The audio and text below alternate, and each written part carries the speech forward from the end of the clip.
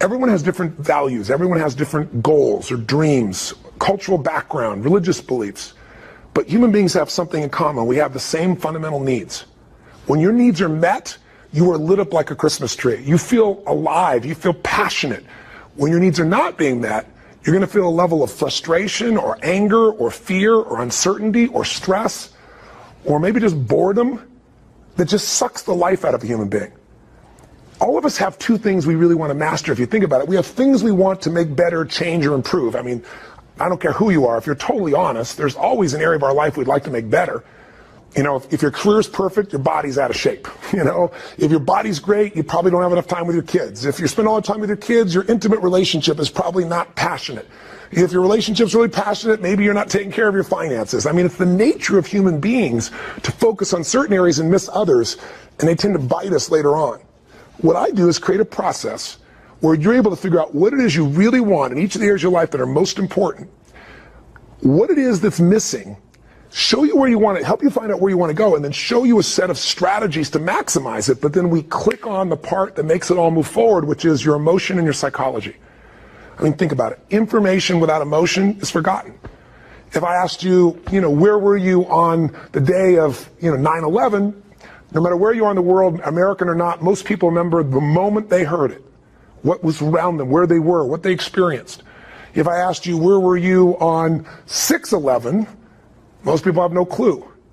If I asked you anything I ask you about that has an emotional intensity to, there's this vivid understanding and memory. So what we do is take the information to change your life and attach an emotion to it within yourself that gets you to follow through. And that's what makes it enjoyable, and it's also what makes it work. Many years ago, I was asked a very interesting question.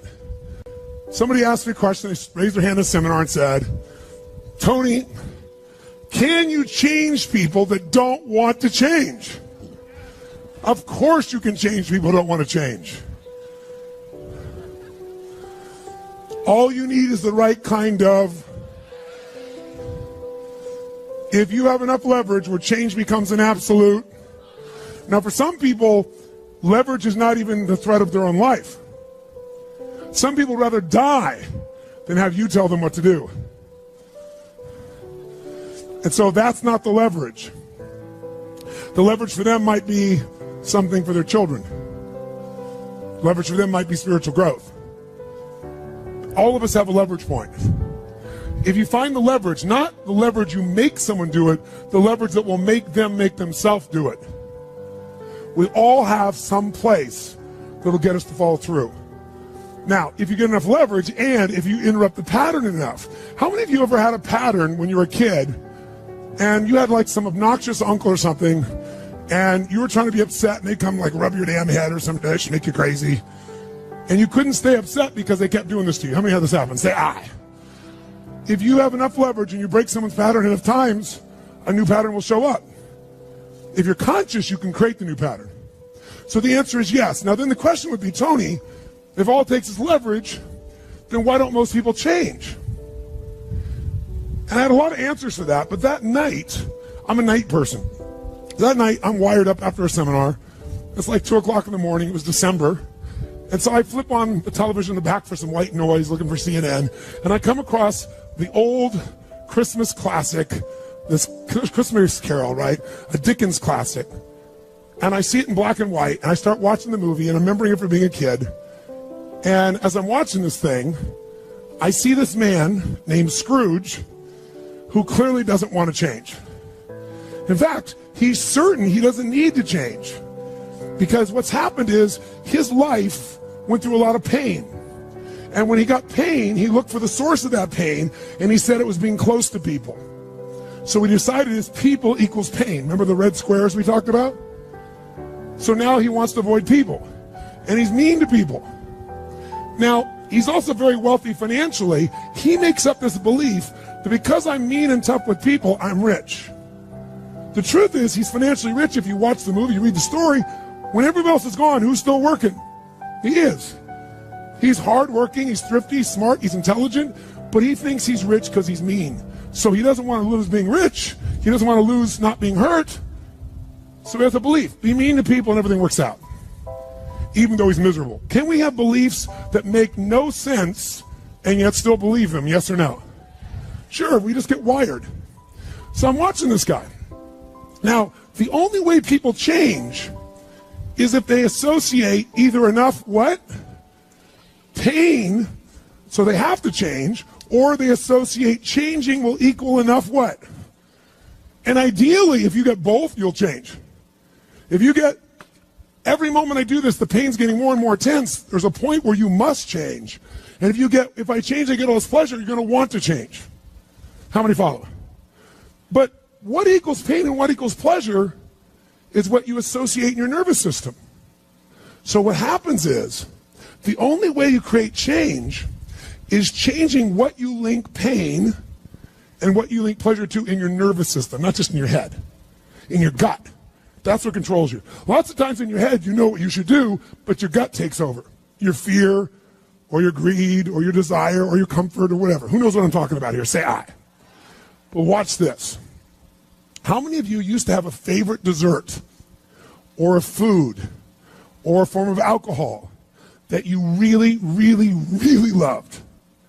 And then one night you had an experience like never before, where something happened, where this food or this drink or this alcohol that you love so much, it went down, but it kept coming back up at a level of intensity and with enough aroma and pain and association that to this day, it takes no willpower just to think of that alcohol or think of the smell of that food or look at it makes you appalled, makes you repelled.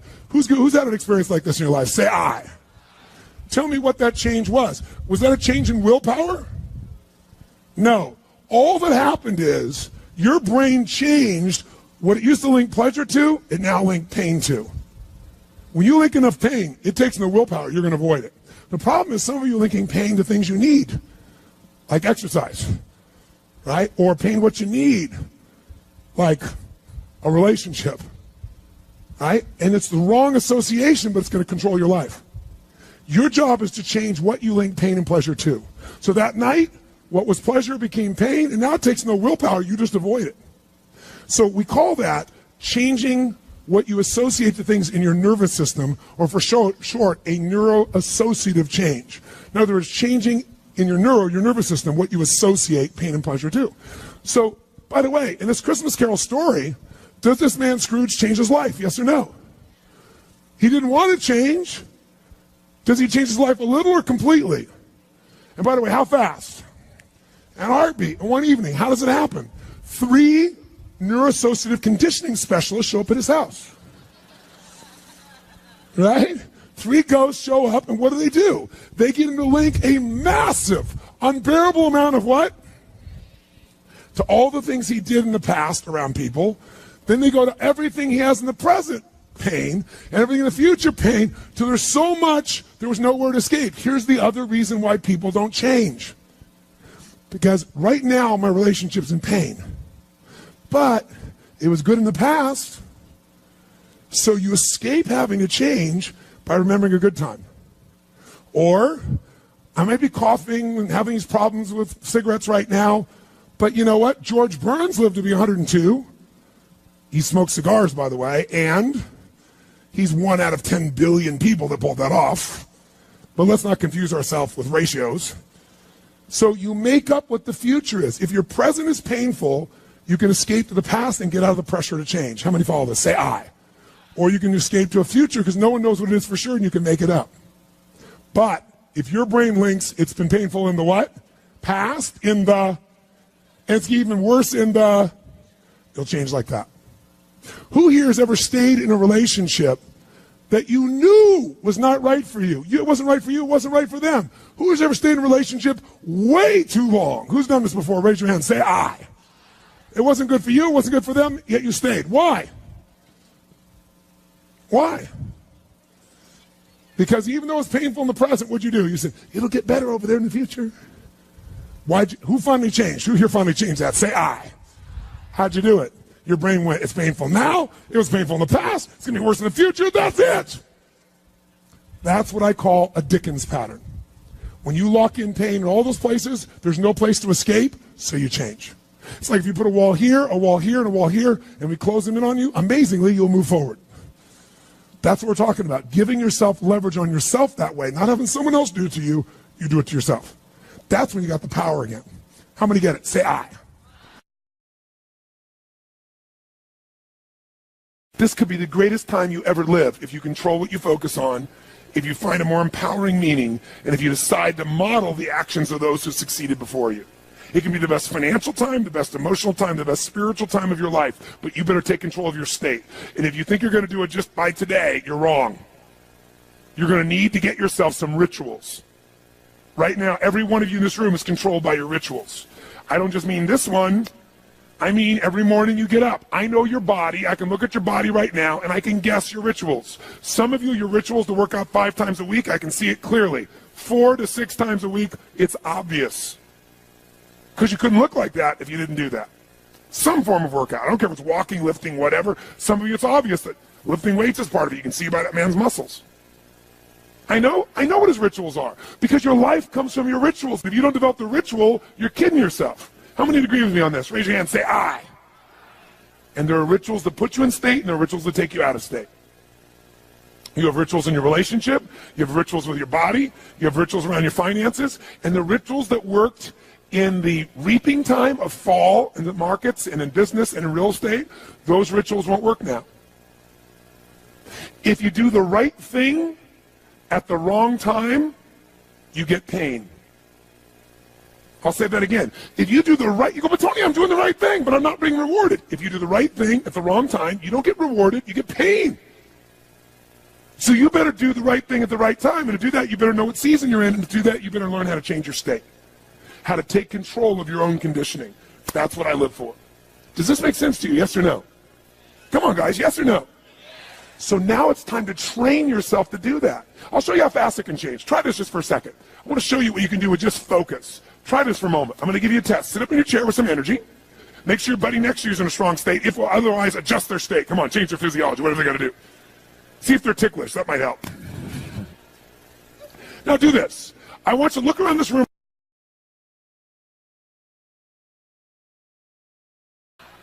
Why did you find more red this time?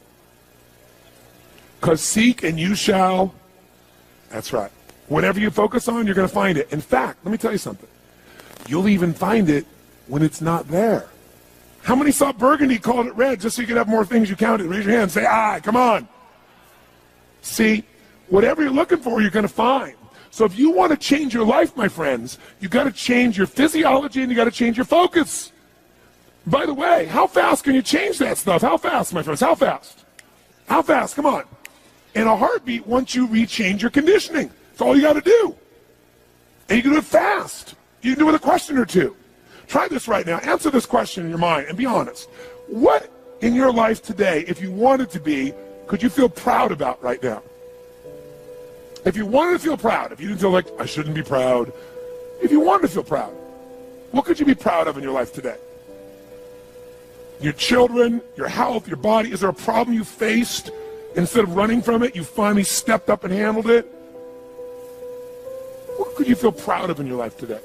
If you wanted to feel proud. How many can think of something? And when you think about this thing you're proud of, what about that makes you feel proud? What do you focus on that makes you feel proud? How do you breathe when you really start to feel proud? What's the kind of look on your face that starts to happen when you let yourself feel proud? Yeah. How's that feel?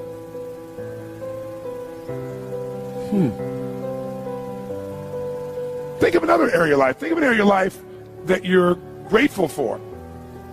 Or if you are not grateful, if you wanted to be grateful, what's an area you could feel grateful for?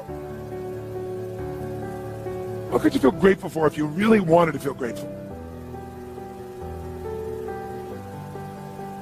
How many can think of something you could feel grateful for? Let me see your hands. And what about that are you grateful for? What do you focus on that makes you feel grateful? How does it feel when you're really, truly feeling filled with gratitude?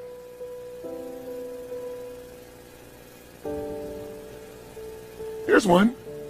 If you wanted to be excited about your life right now, and you were willing to be excited, you're willing to buck everybody else's trend, What could you feel excited about in your life if you wanted to feel excited? What could you get excited about if you're really focused on it and you really took it in? And you weren't in a negative place. What could you get excited about if you wanted to be excited in your life? What could you get excited about? How many of you can think of something you feel excited about right now? Raise your hand. Let me see your hand. Say I. When you're really excited about it, what about that excites you? Or when you're really excited, how do you feel? How do you speak? What's your life like? By the way, when you're excited, does it tend to touch other people? Yes or no? Absolutely. By the way, do people have a tendency, by the way, who feels different right now than just even a couple moments ago? Raise your hand and say I. Why? Because focus is controlled by questions. If you ask a different question continuously, not once, continuously, you will get a different answer. If you ask a lousy question, you get a lousy answer and a lousy state. Somebody says, why does this always happen to me? It doesn't always happen to you, but the brain's like a computer. Ask it a question, it'll have to come up with an answer.